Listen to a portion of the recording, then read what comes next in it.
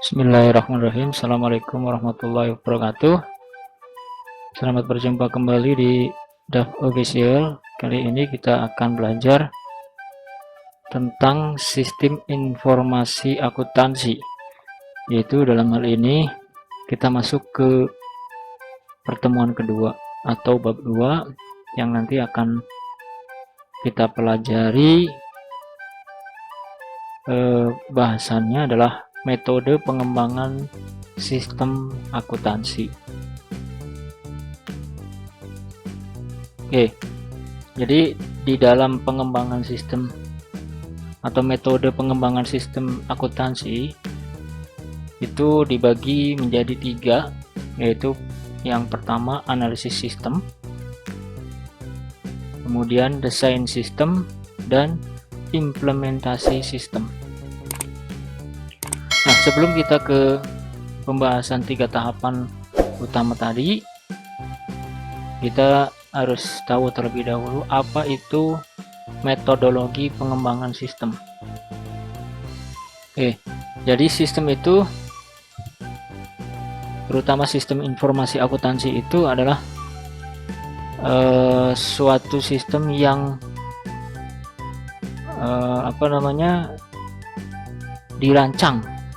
dirancang, kemudian setelah itu baru dibuat dan diimplementasikan, ya, kurang lebih seperti itu.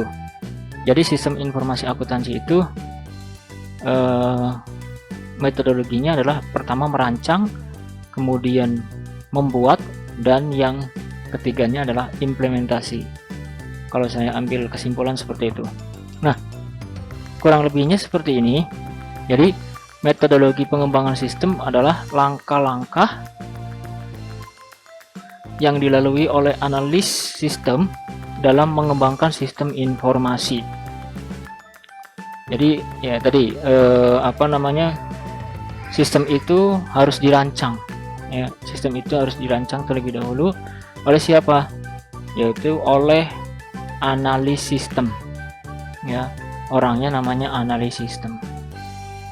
Gitu, karena ini berkaitan dengan kegiatan atau aktivitas perusahaan yang ada di perusahaannya masing-masing, yang notabene bahwa setiap perusahaan itu mempunyai budaya organisasi dan aktivitas serta kegiatan yang berbeda-beda antara perusahaan yang satu dengan perusahaan yang lainnya, meskipun perusahaan tersebut adalah perusahaan yang sejenis.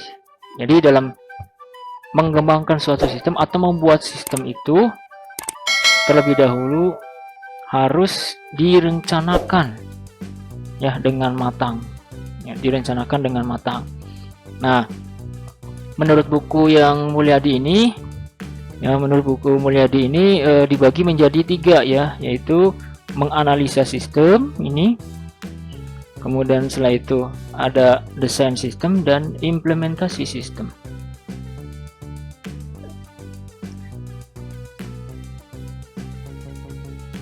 Oke, kemudian setelah itu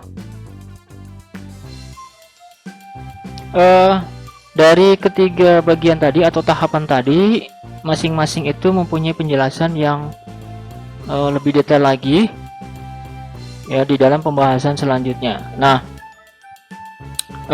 kurang lebih seperti ini. Jadi tahapan tadi yaitu yang pertama analisis sistem, itu nanti yang pertama membuat usulan pelaksanaan analisis sistem, kemudian membuat laporan hasil analisis sistem.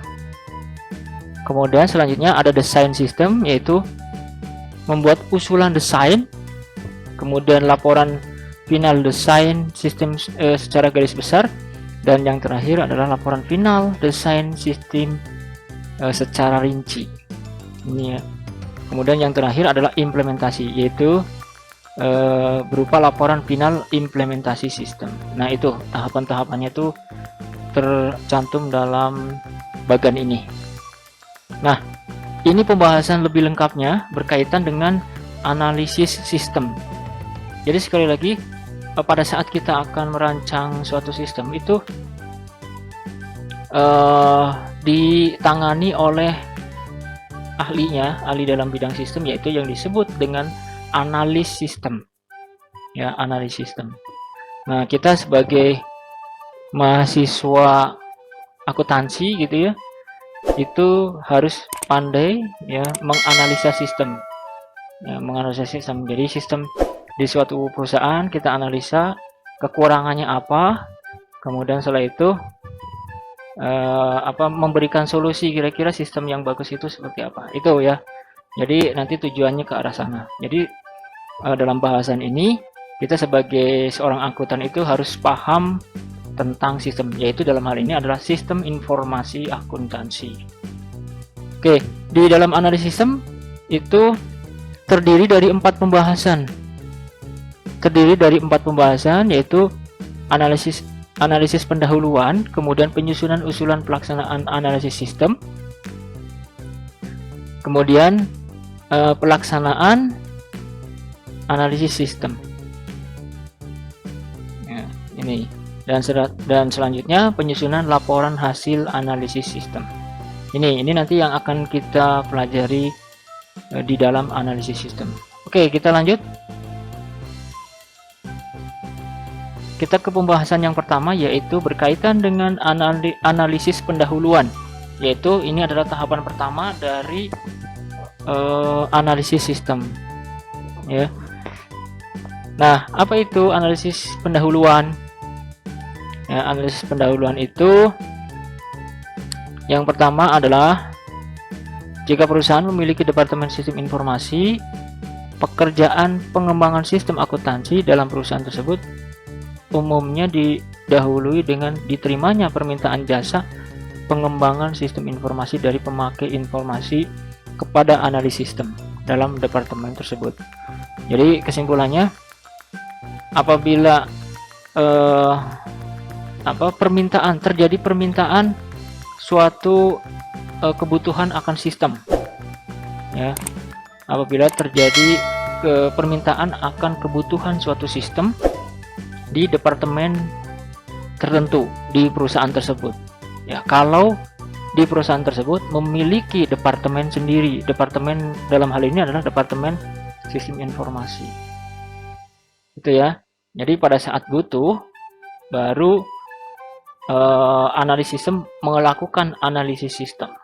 Itu, ini ya kesimpulannya seperti itu. Kemudian selanjutnya, permintaan jasa tersebut dituangkan dalam surat permintaan jasa pengembangan sistem dan berisi penjelasan ringkas luas pekerjaan, hasil yang diinginkan, jangka waktu pelaksanaan atau penyelesaian pekerjaannya. Nah, di dalam pengajuan kebutuhan tersebut itu di sana ada yang disebut dengan surat permintaan jasa pengembangan sistem informasi. Yaitu di sana isinya adalah penjelasan ringkas luas pekerjaan, hasil yang diinginkan, jangka waktu penyelesaian pekerjaan. Itu isinya seperti itu. Nah, ini ada contohnya. Contoh dari surat permintaan jasa pengembangan sistem di departemen yang membutuhkan. Nah, ini contohnya seperti ini. Oke, kita lanjut. Kemudian selanjutnya, tahap berikutnya adalah setelah surat permintaan itu diterima, ya, kemudian setelah itu dibuatlah suatu proposal, ya, suatu proposal atau usulan pelaksanaan analisis sistem. Pembuatan usulan pelaksanaan analisis sistem itu proposal to conduct system analysis report. Tuh, kemudian dalam analisis pendahuluan ini, analis sistem mengumpulkan informasi untuk memperoleh gambaran secara menyeluruh mengenai perusahaan kliennya tersebut. Nah, kali ini berhubungan dengan perusahaan klien atau perusahaan lain, ya, perusahaan lain. Jadi sama seperti halnya di departemen di suatu perusahaan, di dalam satu perusahaan gitu ya, dengan departemen sistem informasi tersebut. Jadi analis sistem itu harus melakukan analisis pendahuluan tersebut. Jadi datang ke perusahaan atau ke departemen tersebut untuk menggali informasi-informasi secara menyeluruh. ya, atau gambaran. Selanjutnya, untuk itu analis sistem harus membuat worksheet atau check sheet untuk mengumpulkan informasi dan dikumpulkan dalam analisis pendahuluan. Selanjutnya adalah penyusunan usulan pelaksanaan analisis sistem. Tadi yang tahapan pertama sudah selesai. Kemudian selanjutnya adalah baru melakukan penyusunan usulan tadi ya, proposal. Pelaksanaan sistem analisis sistem direncanakan oleh analis sistem dalam suatu dokumen tertulis yang disebut dengan usulan pelaksanaan analisis sistem. Maksud dihasilkannya dokumen tertulis tersebut adalah untuk mempertemukan pikiran pemakai informasi dengan analis sistem. Jadi antara pemakai informasi dan analis sistem itu saling berdiskusi, yang memberikan masukan, baik itu kepada pemakai informasi atau sebaliknya terhadap analis sistem. Tuh. Nah, kemudian pastinya harus sesuai dengan kebutuhan pemakai informasi tersebut. Nah, dalam dokumen usulan pelaksanaan analisis sistem tersebut itu menjelaskan ada alasan ringkas dan jelas, pernyataan khusus tentang pernyataan kinerja, batasan luas analisis sistem, identifikasi informasi yang memungkinkan harus dikumpulkan dalam analisis sistem, identifikasi sumber-sumber potensial, daftar peristiwa besar atau titik-titik pengecekan yang digunakan untuk pengecekan perkembangan analisis yang dilaksanakan. Nah, ini bisa dilihat di buku Mulyadi ya, nanti contohnya. Oke, selanjutnya adalah pelaksanaan analisis sistem. Nah, tadi kan sudah ya proposalnya. Kemudian setelah itu kita akan melakukan pelaksanaan analisis sistem, yaitu analisis laporan yang dihasilkan sistem sekarang. Jadi menggali informasi dari sistem yang sekarang ya. Kemudian menganalisis transaksi, karena ini berhubungan dengan transaksi akuntansi, jadi menganalisis transaksi tersebut. Nah, apa saja yang dianalisis? Yang dianalisis itu adalah tentang formulirnya, catatannya, prosedurnya gitu ya. Kemudian selanjutnya adalah analisis sistem mengumpulkan informasi mengenai unit organisasi yang terkait, formulir yang digunakan, sistem otorisasi, catatan akuntansi yang digunakan, dan prosedur pelaksanaan transaksi. Nah, itu yang penting, yang menjadi dasar dari pelaksanaan pembuatan sistem tersebut. Oke, selanjutnya sumber informasi dalam analisis sistem. Jadi sumber informasi untuk pengembangan sistem akuntansi adalah sistem akuntansi yang sekarang digunakan. Ya, ini. Kemudian sumber dari perusahaan yang lain dan sumber-sumber yang di luar. Nah, di sini jarang analisis sistem mengembangkan sistem akuntansi yang sama sekali baru, yang sebelumnya tidak dimiliki oleh perusahaan. Jarang ya. Jarang biasanya tuh analisis sistem itu melanjutkan sistem yang sebelumnya. Misalkan dari yang manual jadi computerized, tapi sebenarnya sistem itu ada gitu ya, tapi masih manual. Kemudian selanjutnya yang sering terjadi justru analisis sistem mengembangkan sistem baru untuk menghentikan atau untuk membuat sistem yang sekarang digunakan perusahaan. Oke, next. Kemudian selanjutnya ini sumber-sumber informasi dalam analisis sistem lanjutan. Ini ada manfaat utama dilakukannya analisis terhadap sistem akuntansi lama. Jadi memang harus dianalisis karena memang sistem itu pasti ada kelemahannya. Ya. Oke, untuk apa? Itu untuk efektivitas sistem akuntansi yang sekarang digunakan, ide rancangan, identifikasi sumber daya, pengetahuan konversi, dan titik awal yang sama dalam menuju perubahan. baru sistem tersebut. Kemudian selanjutnya, teknik pengumpulan informasi dalam analisis sistem, yaitu di sini ada wawancara, kuesioner, metode analisis kelompok, pengamatan dan pengambilan sampel.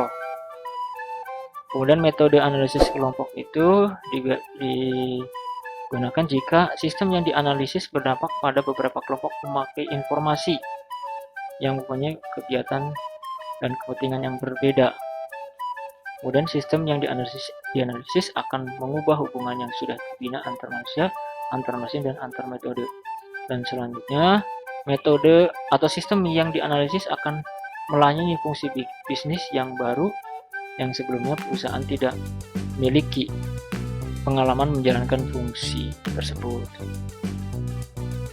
Oke, selanjutnya yaitu penyusunan laporan hasil analisis. Itu hasil akhir proses analisis sistem disajikan oleh analis sistem dalam suatu laporan yang disebut dengan laporan analisis sistem. Oke, nah ini isi laporannya, nanti bisa dibaca ya, seperti ini.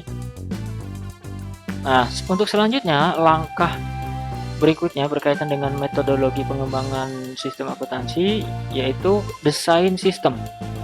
Ya, desain sistem. Nah, desain sistem itu pembahasannya tentang atau tahapan-tahapannya itu desain sistem secara garis besar, penyusunan usulan desain, evaluasi, penyusunan laporan final, desain sistem secara rinci, dan penyusunan laporan. Oke, nah apa yang dibahas di desain sistem secara garis besar? Yang pertama di sini, informasi yang dibutuhkan oleh pemakai beserta persyaratan-persyaratan yang melekat dalam informasi tersebut, luas sistem, dan sumber daya yang dimiliki oleh perusahaan, manusia, mesin uang, material, dan metodenya. Itu secara garis besar. Kemudian, nah apa saja isi dari penyusunan usulan desain sistem secara garis besar? Ini ya. Nah, ini nanti dibaca saja. Selanjutnya adalah evaluasi sistem. Ini tahapan ketiga dari desain sistem ya. Dalam tahapan ini, analis sistem menentukan persyaratan yang harus dipenuhi oleh blok teknologi dalam menjalankan sistem informasi yang dirancang dan memilih penjual teknologi yang memiliki kemampuan yang memenuhi persyaratan yang dituntut oleh sistem informasi. Nah, di sini analis sistem itu memberikan saran ya, berupa saran blok teknologi. Selanjutnya, penyusunan laporan final desain secara garis besar berdasarkan hasil diskusi antara pemakai informasi dengan analis sistem dalam penyajian usulan desain secara garis besar dan evaluasi sistem. Analis sistem kemudian membuat laporan final desain sistem secara garis besar. Nah, kemudian desain sistem secara rinci. Dalam tahapan ini analis sistem melakukan desain secara rinci masing-masing blok bangunan sistem informasi menjadi bangunan sistem yang mampu memenuhi kebutuhan informasi para pemakai.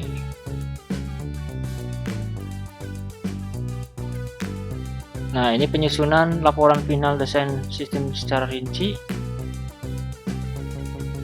Jadi yang ketiga, tahap ketiga implementasi sistem itu adalah pendidikan dan pelatihan pemakai informasi, pelatihan dan koordinasi teknisi yang akan menjalankan sistem, kemudian pengujian sistem yang baru dan pengubahan yang dilakukan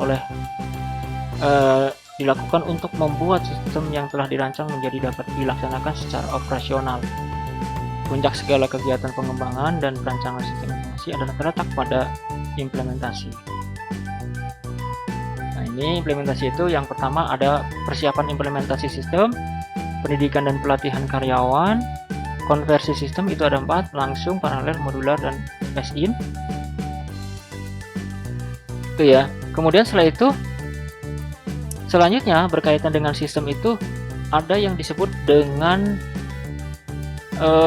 bagan alir atau istilahnya itu ada satu model yang fungsinya adalah menggambarkan dari sistem yang sudah dibuat. Nah, biasanya gambaran itu dilakukan dengan apa namanya, simbol-simbol ya, dilakukan dengan simbol-simbol. Karena memang kalau gambaran itu secara apa namanya, secara narasi itu biasanya susah dipahami. Makanya di sini perlu adanya simbol-simbol yang bisa untuk menggambarkan dari proses bisnis di perusahaan tersebut. Nah, contohnya apa saja? Di sini ada yang disebut dengan bagan alir data atau data flow diagram. Kemudian ini gambar-gambarnya seperti ini, ada proses, aliran, proses itu seperti ini gambarnya. Kemudian aliran, penghubung, tempat penyimpanan, sumber atau tujuan data, dan masukan. Nah, contohnya seperti ini. Ya, dari pembeli, kemudian ada mengolah data, ada mengolah data pengiriman, ada mengolah faktur penjualan, ada mengolah pengiriman. Itu. Kemudian ini selanjutnya ya, ini selanjutnya dari sambungan yang tadi. Nah, kemudian simbol yang lain itu ada lagi yang disebut dengan dokumen flowchart. Jadi kalau flowchart ini adalah alur dokumen. Alur dokumen. Nah, di flowchart ini juga ada simbol-simbolnya. Nah, simbol-simbolnya seperti ini. Ini ada dokumen dan tembusannya, ada berbagai dokumen, ada catatan, ada penghubung, ada catatan, ada penghubung. Ini akhir arus dokumen, ditandai dengan ada ini ya, angkanya. Kemudian ada awal arus dokumen, ini ada penghubung pada halaman yang berbeda, kegiatan manual, keterangan komentar, arsip sementara. Nah, arsip sementara itu ada kodenya ANT. Kemudian arsip permanen, online komputer proses, caging. Ya, caging ini simbol untuk menggambarkan pemasukan data ke dalam komputer melalui online terminal, ya, online ya. Kemudian ada pita magnetik, online storage, dan keputusan. Itu simbol dari flowchart. Ini ada lagi garis alir, persimpangan garis, dan pertemuan garis alir. Nah, terus ada simbol mulai dan berakhir, kemudian masuk ke sistem, keluar ke sistem. Itu ya, itu adalah gambaran dari apa namanya, simbol-simbol atau bagan alir. Nah, di sini kenapa simbol-simbol tersebut ya, atau dalam hal ini adalah tadi bisa disebut dengan bagan alir ya, bagan alir baik flowchart maupun data flow diagram tadi. Fungsinya itu sebagai apa? Yaitu sebagai gambaran yang sudah tadi saya katakan, bahwa diagram alir itu fungsinya adalah untuk menjelaskan ya, untuk menjelaskan kepada pemakai sistem ya, supaya apa? Supaya apa yang akan dilakukannya itu menjadi paham gitu ya. Tapi dengan apa? Yaitu dengan simbol-simbol tadi. Nah, dengan simbol-simbol tadi. Nah, di sini ada beberapa manfaat dari bagan alir, yaitu yang pertama, gambaran sistem secara menyeluruh lebih mudah diperoleh dengan menggunakan bagan alir. Kemudian perubahan sistem lebih mudah digambarkan dengan menggunakan bagan alir. Kelemahan dalam sistem diidentifikasi, bidang-bidang yang memerlukan perbaikan lebih mudah ditemukan dengan bagan alir. Kemudian dokumentasi sistem akuntansi dilakukan dengan menggunakan bagan alir. Nah, itu ya bagan alirnya. Nah, ini contohnya. Nah, nanti untuk pertemuan selanjutnya nanti kita akan latihan membuat flowchart ya. Kita akan latihan membuat flowchart. Nah, ini hanya contoh saja. Misalkan di sini ada 3 kegiatan atau tiga bagian ya. 3 bagian. Ini ada unit organisasi pemakai, ada bagian gudang dan bagian akuntansi. Nah, perlu diketahui, jadi flowchart di dalam sistem informasi akuntansi itu pasti ada bagian akuntansi, karena di tahapan terakhir itu dilakukan pencatatan transaksi di bagian akuntansi. Oke, nah ini gambarnya seperti ini, contohnya. Nah ini adalah contoh flowchart ya, contoh flowchart seperti ini. Jadi antara ini sebenarnya nyambung ya. Ini adalah sistem, ini yang ada di bawah ya, sistem permintaan dan pengeluaran barang ya, yaitu sistem permintaan dan pengeluaran barang dagang. Ini dari unit organisasi pemakai sampai dengan bagian akuntansi, jadi ini nyambung sebenarnya. Nah ini yang pertama mulai gitu ya, kemudian diakhiri juga pakai tanda apa namanya, simbol seperti ini ya. Jadi ini dasarnya dari yang tadi ya, yang nah ini ya, dari yang ini. Nanti di pertemuan selanjutnya kita nanti latihan. Oke, mungkin gitu saja ya untuk pertemuan kali ini, pertemuan kedua yang berkaitan dengan pengembangan sistem informasi akuntansi dalam hal ini. Sekian, terima kasih. Jangan lupa di subscribe, share, like, dan komen di channel YouTube saya. Oke, sekian. Terima kasih atas perhatiannya. Assalamualaikum warahmatullahi wabarakatuh.